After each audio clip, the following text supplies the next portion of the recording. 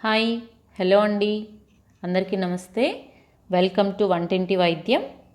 ఈ వీడియోలో మనం దగ్గుకి చిట్కా చూద్దామండి. అది కూడా అమ్మమ్మల కాలం నాటిది. ఆ చిట్కా కోసం కావాల్సిన పదార్థాలు తీసుకుందాం. తమలపాకులు నాటు అయితే మంచిదండి. నాటు తమలపాకును ఎలా డిఫరెన్షియేట్ చేయాలంటే పట్టుకుంటే మందంగా ఉంటుంది, అలానే డార్క్ గ్రీన్ కలర్లో ఉంటుందండి. అంతే డిఫరెన్స్. నాటుదైతే బాగా పనిచేస్తుంది. దాంతోపాటు తులసాకులు తీసుకోవాలి. 5 నుండి 6 తులసాకులు అయితే సరిపోతాయి. తులసాకులు చాలా మంచిదని చెప్తూ ఉంటారు కదా, తులసాకులు తీసుకుందాం. అలానే చిన్న ఉల్లిపాయ, మార్కెట్లో దీన్ని సాంబార్ ఉల్లిపాయలను అమ్ముతారండి. దాంతోపాటుగా మిరియాలు తీసుకున్నాను. మిరియాలు 4 నుండి 5 సరిపోతాయి. చిన్నపిల్లలకైతే 2 నుండి 3 సరిపోతుందండి. ఇప్పుడు ఎలా తయారు చేసుకోవాలో చూద్దాం. ఈ తయారీ విధానానికి నేను తీసుకున్నాను ఒక చిన్న రోల్ ఎలా ఉంటుందంటే ఇలా రెక్టాంగిల్ షేప్లో ఉంటుందండి. రెక్టాంగిల్ షేప్ అంటే ఇది నాది కొంచెం వేర్లా ఉంది. అలా పొడవుగా ఉన్న రోల్ తీసుకుంటే మంచిది. రుబ్బడానికి నూరటానికి చాలా బాగుంటుంది. నేను తమలపాకుని చిన్న చిన్న ముక్కలుగా చేశాను. ఉల్లిపాయ వేశాను. మిరియాలు 4 నుండి 5 మిరియాలు వేశాను. దాంతోపాటు తులసాకులను వేశాను. వేసి కచ్చాపచ్చాగా ఫస్ట్ దంచానండి.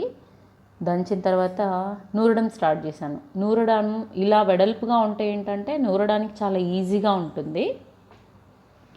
ఈజీగా ఉండి బాగా త్వరగా పేస్ట్ అయిపోయిద్ది అనమాట. ఇబ్బంది లేకుండా ఫ్రీగా పేస్ట్ చేసుకోవచ్చు మనం. చూసారా ఎంత త్వరగా అయిపోయిందో.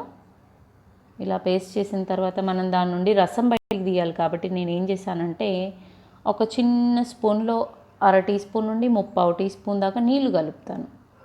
కలిపినప్పుడు వాటర్ కలిపితే జ్యూస్ బాగా వస్తుందండి. అందులోంచి జ్యూస్ అనకూడదు కానీ కషాయం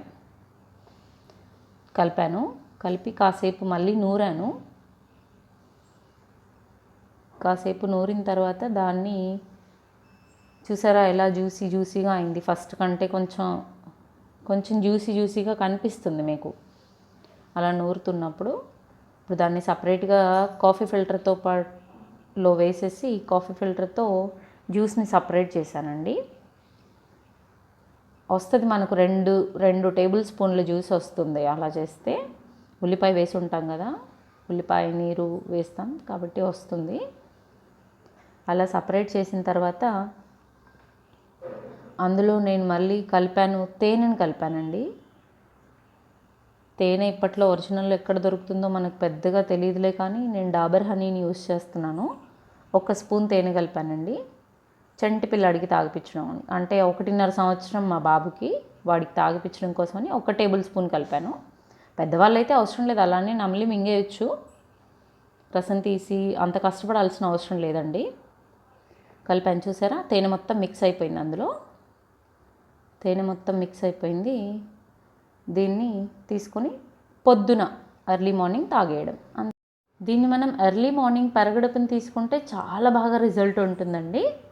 థ్యాంక్స్ ఫర్ వాచింగ్ అండి. ఈ వీడియో నచ్చినట్టయితే please do share, subscribe our channel.